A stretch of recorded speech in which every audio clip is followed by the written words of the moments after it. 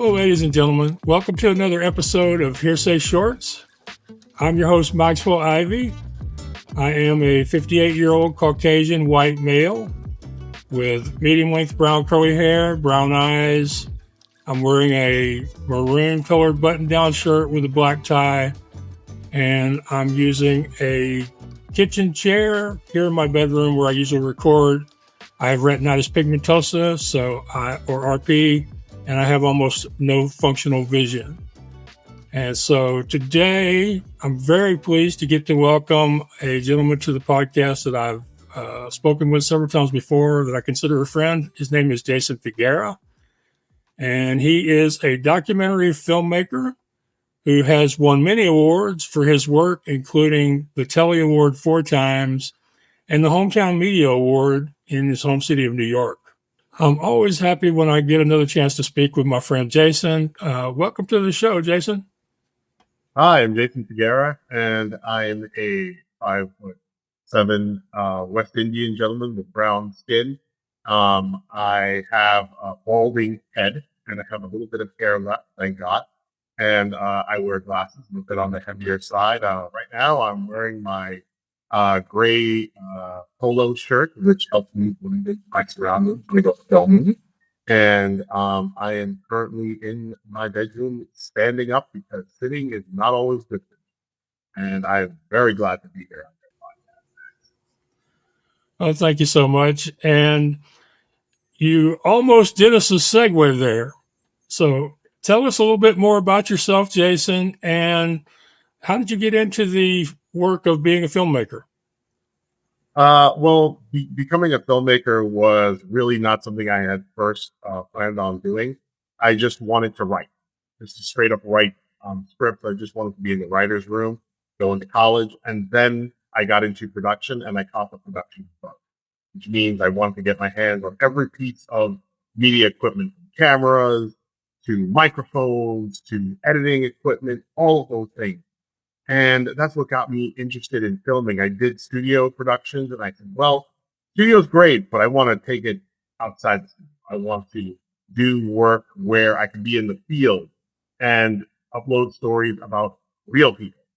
And that's how I got into documentary, because I gained this philosophy that everyone is a character. I'm working with my longtime friend and business partner, Anthony Saldana. Well, it's obviously me and you couldn't be more different if we tried, because I'm definitely not a tech person of any sort. So your first film was called We're Ordinary People. And Yes, sir. yeah, and it focused on some blind activists in the city of New York. And I'm wondering, what made you decide to use that as your first subject for a film? How we got started with Ordinary People is a very interesting story, because really I didn't think of the idea for We're Ordinary People, because I can't take credit for that idea. It's my friend Anthony Saldana who thought of that idea. And I have to say that what inspired him was he was reading a book about a blind artist, and he wanted to do a film about blind artists. But we didn't know anybody who was really blind, and to kind of gain the trust of the community and say, hey, we just want to do this film without knowing anyone who was blind or knowing anything about their community or what they cared about, it didn't seem plausible. So we decided to start off by talking about blind activists, because Anthony had gone to a lot of the NFB meetings, National Federation for the Blind meetings. He sat in, and he was able to meet a lot of interesting people. A lot of those subjects made it into the film. And we were able to get a sense of what the blind community cared about, how they wanted to be perceived, and what kind of messaging they were looking for. So when we did We're Ordinary People, it was really a dive into the beginning of Straight Off the Canvas, which would end up being our film about blind artists. That is some story, and I think our listeners will really appreciate the way you approach the community and the subject matter. I think you have provided a great example for the right way to approach people with disabilities, regardless of the disability. So, as you were making this film about people with disabilities, specifically blind people, what were some of the things that you learned? And specifically, did you learn anything having to do with accessibility? I was very surprised to learn that accessibility, especially when it came to certain locations like art museums, there is not a lot of accessibility around. You would think that that would be a necessity number one. You know that there would have to be, for example, a ramp for people who are in a wheelchair, or there would be programs for the blind to appreciate art.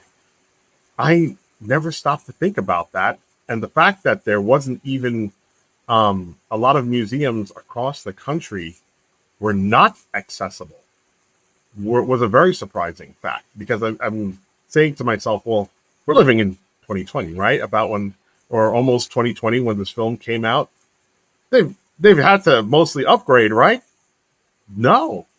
And I was even more surprised to learn that when we first came out with the film, this was the statistic. And I remember, I don't know if it's changed, but over 70% of people who are blind were unemployed. And I said to myself, that's just not right. I mean, that couldn't be right. I mean, you would think that there would be accessibility would be a no-brainer for corporations or for government agencies, but it really isn't. And that's when this movie became critical, you know, and I think that was the wake-up call when we were doing this movie, saying, you know what, we kind of took it for granted because we don't need those services. So we kind of assume those services would already be in play. Those services would already, most places would be accessible, but they were not. And that was truly disheartening, but also gave us a motivation to complete our film. While doing the filming, what misconceptions did you discover about people with disabilities?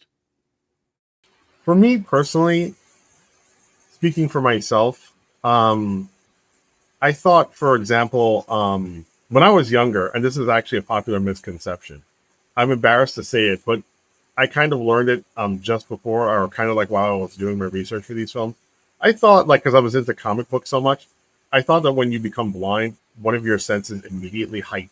So you immediately become like Daredevil. You know, you have an excellent sense of smell like Wolverine, or you have extra sensory like hearing or something. You know, you have this perception, but in reality, and thanks to meeting our fellow activists, Ray, Romeo, all of them who have been in that film, yourself included, I realized that you have to be trained for that to happen. You know, one of your senses just doesn't immediately rise up, immediately increase. There has to be a great deal of training and exercising and, you know, being able to work with your other senses first.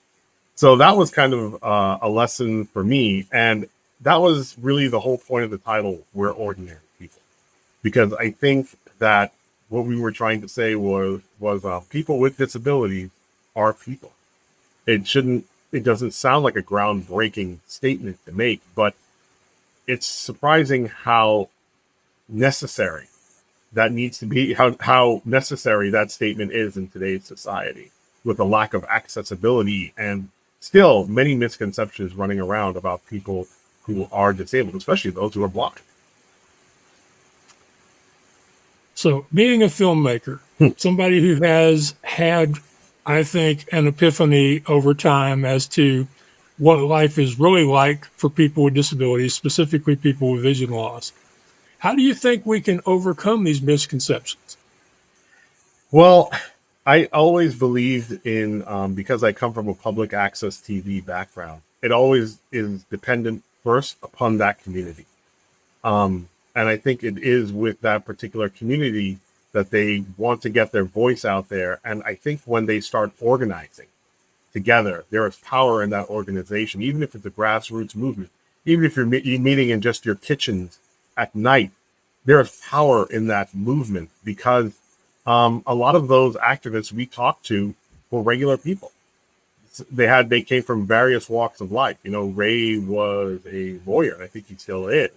Romeo is doing journalism. There were so many other people who were part of that group that came from all walks of life, and they got together and they agreed on the issues that they wanted to put forward and some of the misconceptions that they wanted to see corrected.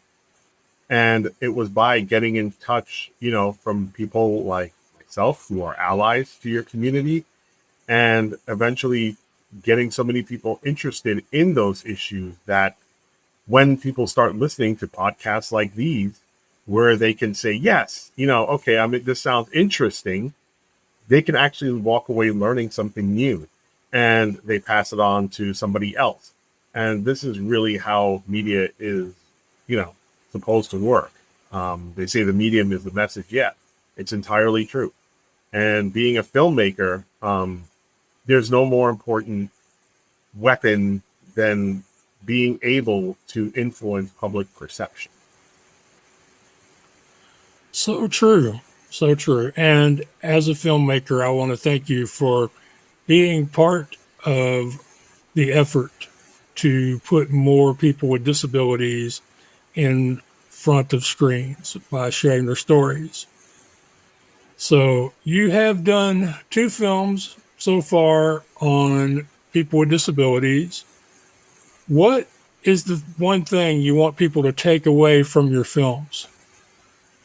I want people to, I think what I want to people the most, and I'm kind of weird with this, I want people when they see those subjects on the screen, they could say, hey, I know a guy like that, or I know somebody like that, or I'm related to someone like that. It really gives a sense of taking the concept of local community and being able to put it on screen so that even a global community can appreciate what is going on at a local level and how a local community is making a difference for a global community. And I think it's really endearing. This is when we did some screenings, especially with NFB in Buffalo. We got that type of reception where it was just a screening at their local chapter. And there were people, when they heard the misconceptions that Ray and Romeo were talking about, who live in downstate New York, they were like, I had the same exact experience. And it's really, I think, empowering, and it lets them know that they are not alone in some of the things that they have experienced. And when I create these films, I want people to be able to walk away with a better understanding that these are people. They have their own likes, their own dislikes. They have their own ways of living.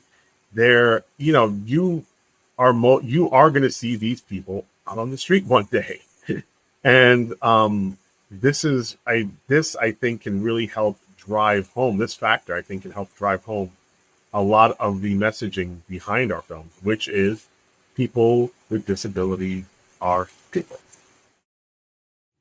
I know, but I'll understand if you don't want to speak about it right now. But I know that you personally have had to learn how to live with obsessive compulsive disorder, or OCD. Yes. And I'm wondering, how has that affected the lens through which you view other people with disabilities? How has it affected you personally? And have you noticed any changes in your life as you start to disclose it to more people over time? Wow. It's a deep question, but I'm more than happy to answer it. The best way I can condense it is, do you know the old show, the old 70s show, The Incredible Hulk with Lou Ferrigno and Bill Bixby? Yeah. Shows you how much of a sci-fi nerd I am. You know, the show was based around a man who had something inside of him, you know, he couldn't control. And it was something in his mind. You know, every time he got angry, it triggered this transformation, and he couldn't really live in society. He had to learn how to reintegrate into society as somebody else. I felt similar to how he was feeling after I recovered from OCD. I wouldn't say recovered from. I still have it. So obsessive compulsive disorder, for those who may not be familiar, is an anxiety disorder, where you feel compelled to do certain rituals to alleviate the increasing anxiety you're feeling inside of you. And it's an anxiety you cannot control. It's like having a volcano about to erupt inside of you. And you feel compelled. The only way to alleviate this anxiety is to perform certain rituals. So, for example, common type of OCD, because there are many different types of OCD, but a common type most people are familiar with is cleanliness OCD, where you always have to be cleaning yourself, and you're kind of like a germaphobe, really. And a lot of those people who have that OCD are afraid of getting sick. Not mostly afraid of dying, they're afraid of getting sick. And basically they have to wash their hands many times a day, many more times than a regular person. They can't touch doorknobs. They avoid, some of them will even avoid human contact, like shaking hands or whatever, because they are afraid of getting sick from that person. So it's basically, it's living with this anxiety you can't control. And like I said, there are many different types of OCD. My OCD happened to be more of like something, what they would call like a fear of death kind of OCD. So I was afraid of dying. And basically I had come up with rituals since early childhood, since I was 7 years old. Now I'm about 38. So about 30 years ago, for about 30 years, I've been coming up with rituals to alleviate this anxiety. And it would only come in short bursts when I was a child. But when I turned 26, the ticking time bomb in my mind exploded for whatever reason. And I had a breakdown. I had rituals upon rituals upon rituals. I was afraid of everything. Death was around every corner. I became paranoid. I became so paranoid, I did not leave my house, my apartment. I live with my parents, and I was basically, I wouldn't even leave their bedroom. I would sleep on the floor, and I wouldn't even leave the corner of the floor I was on. A lot of times, and this really irritated me because I wanted to leave. I wanted to go. I knew this was not the way I should be living, but I couldn't help it. I was compelled to do this. It was like being against my own will. Right. And so really quickly, has that helped you as far as understanding people with disabilities that you come in contact with or that are part of your films? Yes, it did. Because while I was in that corner, there were times I couldn't even bathe. And you know what?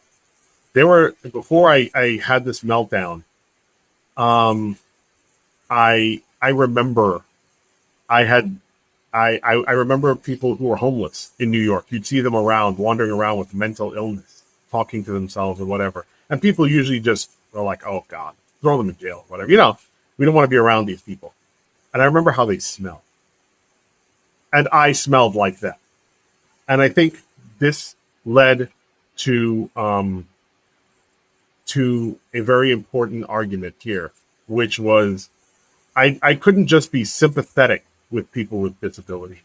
I became empathetic with people with disabilities at this point. I appreciate that.